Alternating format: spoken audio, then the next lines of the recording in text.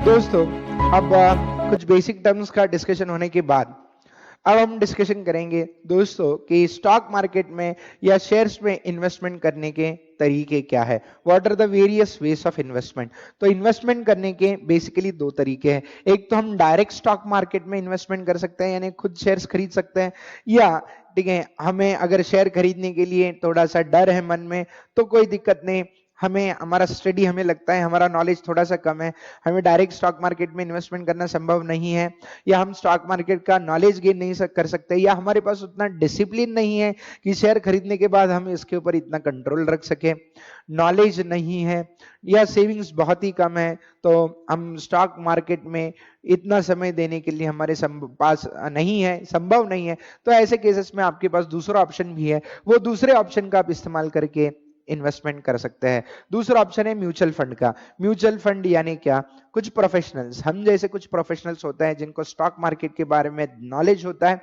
इन professionals के पास आप पैसा देते हो और वो आपके बिहाफ पे इन्वेस्टमेंट करने का काम करते हैं। ऐसे बहुत बड़ी बड़ी कंपनीज होती है जिसमें प्रोफेशनल्स होते हैं, जिसको हम एसेट मैनेजमेंट कंपनी कहते हैं।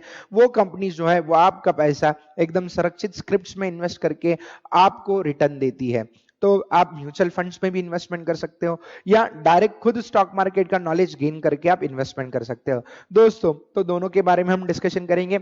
सबसे पहले अगर आप डायरेक्टली स्टॉक मार्केट में इन्वेस्टमेंट करना चाहते हो तो स्टॉक मार्केट में इन्वेस्टमेंट करने के लिए सबसे पहला सवाल हमारे मन में यह आता है कि कौन सा शेयर हमने बाई करना चाहिए, विच शेयर टू बाय। अगर यह सवाल का जवाब भी हमें मिल जाता है तो नेक्स्ट सवाल आता है कि किस प्राइस पे। अभी जो मार्केट में, अब समझो रिलायंस इंडस्ट्रीज लिमिटेड का शेयर हमने बाई करने का डिसाइड कर लिया, तो आज जो रिलायंस की प्राइस है क्या उसी पे बाई कर दे क्या? ऐसी गलती कभी ना करना। तो ये हमें पता होना चाहिए कि कौन सा शेयर खरीदना है, किस कीमत पे खरीदना है, किस रेट पे वो शेयर खरीदना है।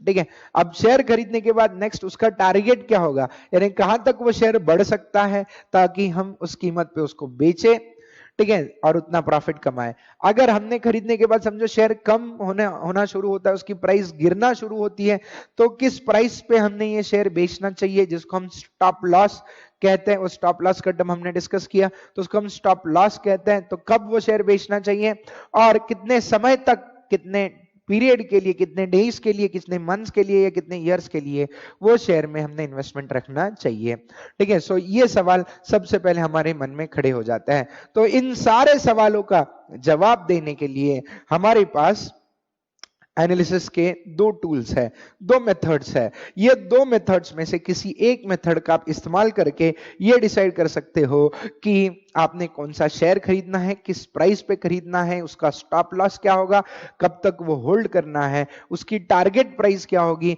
इन सब का जवाब आपको ये दो एनालिसिस देंगे। पहला एनालिसिस जिसको हम कहते हैं फंडामेंटल एनालिसिस, और दूसरा एनालिसिस जिसको हम कहते हैं टेक्निकल एनालिसिस। तो ऐसे दो प्रकार के एनालिसिस होते हैं, एक होता है फंडामेंटल एनालिसिस और दूसरा होता है टेक्निकल एनालिसिस। दोस्तों, तो ये दो एनालिसिस ये आपके सारे सवालों के जवाब देंगे। लेकिन सर ये दोनों एनालिसिस है क्या, हमें तो इसके बारे में कुछ भी पता नहीं, इसलिए तो आपने ये वीडियो परचेस किया है। दोस्तों, तो फंडामेंटल एनालिसिस क्या है और टेक्निकल एनालिसिस क्या है, लेट अस अंडरस्टैंड। बेसिकली जब भी हम फंडामेंटल एनालिसिस ये वर्ड यूज करते हैं तो लोगों के मन में फंडामेंटल एनालिसिस के बारे में कुछ मिसकॉन्सेप्शंस है। उनको क्या लगता है कि फंडामेंटल एनालिसिस करना यानी क्या, या उनको लगता है कि जब भी हम शेयर खरीदते हैं तो कंपनी के फंडामेंटल स्टडी करके शेयर खरीदते हैं, इसका मतलब हम फंडामेंटल एनालिसिस करते हैं। तो फंडामेंटल एनालिसिस का मतलब लोगों को लगता है कि कंपनी की बैलेंस शीट देख के शेयर खरीदना, या कंपनी के पी रेशो ईपीएस के ऊपर फोकस करके शेयर खरीदना। क्या इसको हम फंडामेंटल एनालिसिस कहेंगे क्या? क्या ये हमारा फंडामेंटल एनालिसिस है क्या? कंपनी की बैलेंस शीट को देख के, कंपनी के पी रेशो ईपीएस को देख के शेयर खरीदना इज नॉट फंडामेंटल एनालिसिस। दोस्तों, ये बहुत बड़ा मिसकंसेप्शन है लोगों के मन में कि फंडामेंटल एनालिसिस यानी देखना कंपनी की बैलेंस शीट। दोस्तों, बैलेंस शीट ये जो है वो कंपनी का पास्ट परफॉर्मेंस बताता है, यानी पास्ट में कंपनी ने क्या किया, पास्ट में कंपनी के साथ क्या हुआ, यह बताने का काम आपका बैलेंस शीट और पी&एल करता है, आपके पी रेशो और ईपीएस करते हैं।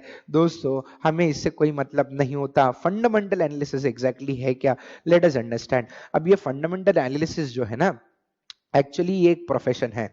इट इज ए प्रोफेशन, यानी प्रोफेशनल लोग ये फंडामेंटल एनालिसिस करते हैं। एग्जैक्टली फंडामेंटल एनालिसिस है क्या, इसका आपको एक ब्रीफ आइडिया दे देते हैं। दोस्तों, जब भी फंडामेंटल एनालिसिस होता है तो कुछ इंस्टीट्यूशंस है, फाइनेंशियल इंस्टीट्यूशंस है, या कुछ एनालिसिस करने वाली संस्थाएं हैं, या कुछ प्रोफेशनल्स हैं। इन लोग क्या करते हैं, किसी भी कंपनी का अगर फंडामेंटल एनालिसिस करना है तो सबसे पहले वो कंपनी किस इकोनॉमी में है उस इकोनॉमी का स्टडी करता है। जैसे रिलायंस इंडस्ट्रीज लिमिटेड इंडिया में है, समझो इंडिया में ये कंपनी रजिस्टर्ड है, इंडिया में मैक्सिमम बिजनेसेस ये करती है। तो पहले तो इंडियन इकोनॉमी का स्टडी किया जाएगा। इंडियन इकोनॉमी का स्टडी होने के बाद रिलायंस जिस इंडस्ट्री में है, जैसे रिलायंस पेट्रोलियम इंडस्ट्री में अगर हम काउंट करते हैं या टेलीकॉम इंडस्ट्री में काउंट करते हैं, तो इंडिया में टेलीकॉम इंडस्ट्री या इंडिया में पेट्रोलियम इंडस्ट्री का आने वाले फ्यूचर में कितना कंट्रीब्यूशन होगा, इसके बारे में स्टडी किया जाता है। यानी पहले इकोनॉमी के बारे में स्टडी किया जाता है, जिस इकोनॉमी में आपकी इंडस्ट्री है, ठीक है, जिस इकोनॉमी में आपकी कंपनी है उस इकोनॉमी के बारे में स्टडी किया जाता है। इकोनॉमी के बाद इंडस्ट्री, जिस इंडस्ट्री में आपकी कंपनी है उस इंडस्ट्री के बारे में स्टडी किया जाता है, और इंडस्ट्री के बारे में स्टडी होने के बाद कंपनी के बारे में स्टडी किया जाता है।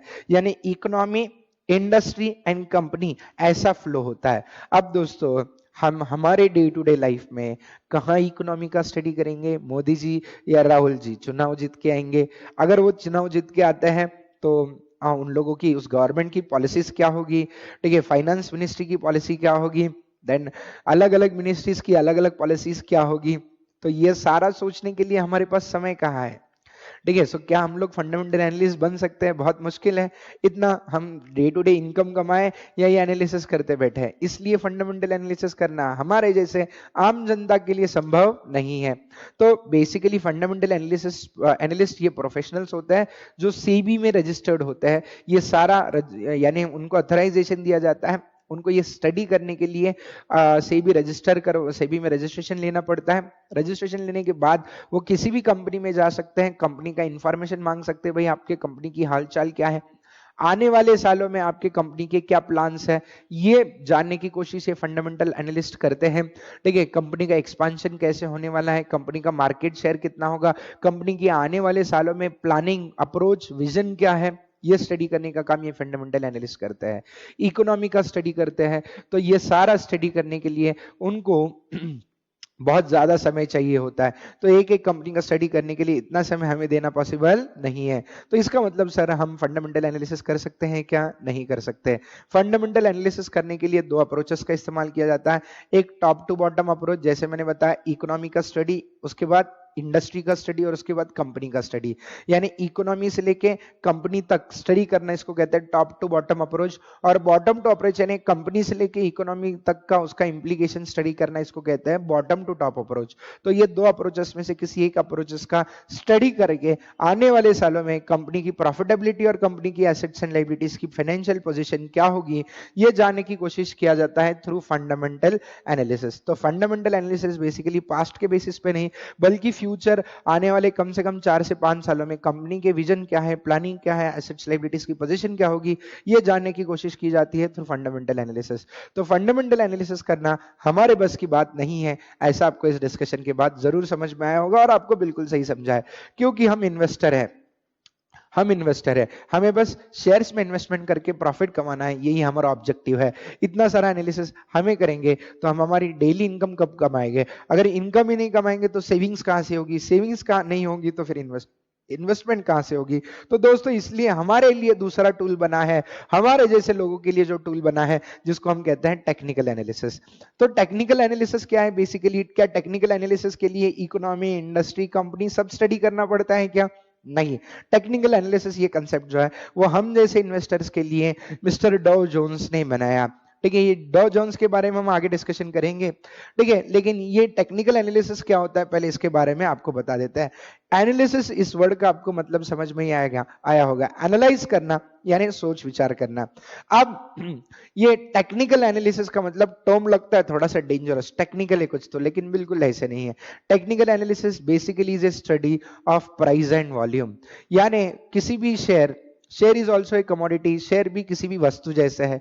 किसी भी वस्तु का भाव जो है उसके डिमांड एंड सप्लाई के ऊपर डिपेंड करता है। किसी भी वस्तु की प्राइस जो है उस वस्तु के लिए कितना डिमांड है या उस वस्तु का कितना मार्केट में सप्लाई है, उसके बेसिस पे उस वस्तु की प्राइस यानी भाव तैयार होता है, बनता है। ठीक है, हम सब लोग कहते हैं भाव भगवान है, तो टेक्निकल एनालिसिस जो है वो यही कहने का काम करता है, जी हाँ आप भाव के ऊपर फोकस करो। कंपनी के शेयर की भाव क्या है, कंपनी के शेयर के लिए डिमांड और सप्लाई कैसे है, यानी वॉल्यूम क्या है, तो वॉल्यूम और प्राइस, इसके बेसिस पे आप ये कंपनी के शेयर की फ्यूचर प्राइस प्रेडिक्ट कर सकते हो, एस्टिमेट कर सकते हो, या कंपनी के आने वाले सालों में शेयर के ऊपर क्या इंप्लीकेशन होगा ये बताने का काम ये टेक्निकल एनालिसिस करता है। तो बेसिकली टेक्निकल एनालिसिस ये टूल है जो प्राइस और वॉल्यूम को स्टडी कैसे करना है ये सिखाता है, और हमें हमारे स्टॉक मार्केट में हमारा जो कम समय में ज्यादा नॉलेज ऑब्टेन करने का, सही नॉलेज ऑब्टेन करने का, ठीक है, हमें मदद करता है। वो ये जो टूल है वो टेक्निकल एनालिसिस का टूल है। तो बेसिकली हम जैसे इन्वेस्टर्स के लिए टेक्निकल एनालिसिस का टूल बना है, फंडामेंटल एनालिसिस का नहीं।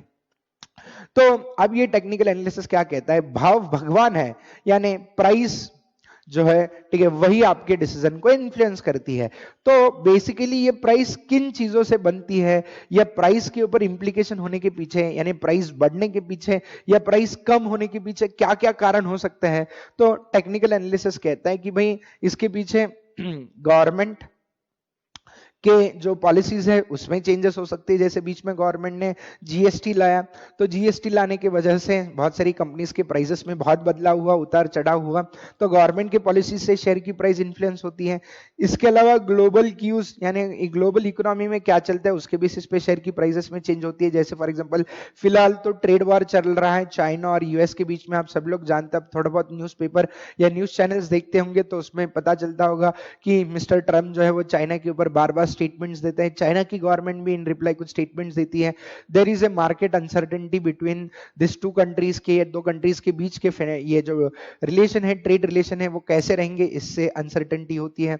देन वॉर होने की संभावना होती है, ठीक है, कभी कभार देशों के बीच में लड़ाई झगड़े होते हैं, इसका भी इंपैक्ट स्टॉक मार्केट पे होता है, ठीक है। देन नेचुरल कैलामिटीज होती है, कभी बारिश होती है, बाढ़ आती है, एग्रीकल्चर सेक्टर अफेक्ट होता है, या कभी बारिश होती ही नहीं, ड्राउट आता है, तो बिल्कुल अकाल होने की वजह से पानी नहीं है, फार्मिंग सेक्टर बिगड़ जाता है, फार्मिंग सेक्टर बिगड़ा तो सारे सेक्टर्स बिगड़ जाते हैं। इन्फ्लेशन जो है, महंगाई, देन इंडियन इकोनॉमी बहुत ज्यादा क्रूड ऑयल इंपोर्ट करती है, तेल हमारे देश में जितना भी पेट्रोल डीजल चाहिए होता है 80 to 90% हम इंपोर्ट करते हैं, देश में नहीं बनता, इंपोर्ट करते हैं।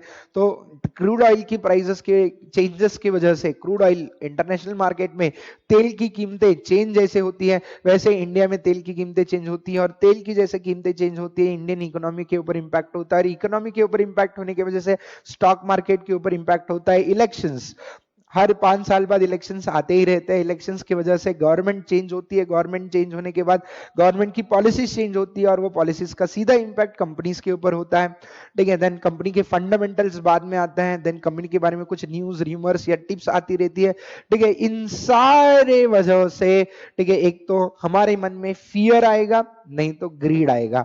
फियर इस बात का कि प्राइस गिरेगी, ग्रीड इस बात का कि प्राइस बढ़ेगी, और ये फियर और ग्रीड के वजह से कंपनी के शेयर्स का सप्लाई और डिमांड तैयार होता है, और उसके बेसिस पे कंपनी की शेयर की प्राइस तय होती है। तो इन सारे फैक्टर्स का नेट इंपैक्ट कंपनी के शेयर्स के प्राइस और वॉल्यूम पे होगा, और जैसे ही ये प्राइस और वॉल्यूम पे इंपैक्ट शुरू होता है तो वहां से हमारा टेक्निकल एनालिसिस शुरू होता है, और ये टेक्निकल एनालिसिस हमें ये प्राइस का बिहेवियर समझने के लिए मदद करता है। तो दोस्तों, इसका मतलब हमें डिमांड और सप्लाई सीखना है तो हमें टेक्निकल एनालिसिस जानना बहुत जरूरी है। तो technical analysis is the study of price with the help of charts. जो, जी हाँ, हमारे चार्ट्स जो है, जो भी हम चार्ट्स आपको सिखाएंगे, टेक्निकल एनालिसिस सिखाएंगे, उसमें अलग अलग टाइप के चार्ट्स सिखाएंगे हम आपको, और वो चार्ट्स के बेसिस पे आपको ये पता चलेगा कि आने वाले समय में किस शेयर को किस प्राइस पे खरीदना है, किस प्राइस पे बेचना है, या खरीदना अच्छा रहेगा या नहीं होगा, ये बताने का काम ये टेक्निकल एनालिसिस करता है। तो टेक्निकल एनालिसिस बेसिकली ये ऐसा स्टडी है जो हमें करना पॉसिबल है, फंडामेंटल एनालिसिस हमारे जैसे लोगों को करना पॉसिबल नहीं है। तो टेक्निकल चार्ट हमें यह बताते हैं कि प्राइस का ट्रेंड क्या होगा, आने वाले समय में प्राइस बढ़ेगी या कम होगी, ये बताने का काम करता है। देन प्राइस हम समय के साथ पढ़ते हैं, तो हम टाइम को जनरली जब भी हम टेक्निकल एनालिसिस के चार्ट्स बनाते हैं तो उसमें हम हमारा टाइम एक्स एक्सिस पे प्लॉट करते हैं और प्राइस जो है वो हम हमारी वाई एक्सिस पे प्लॉट करते हैं।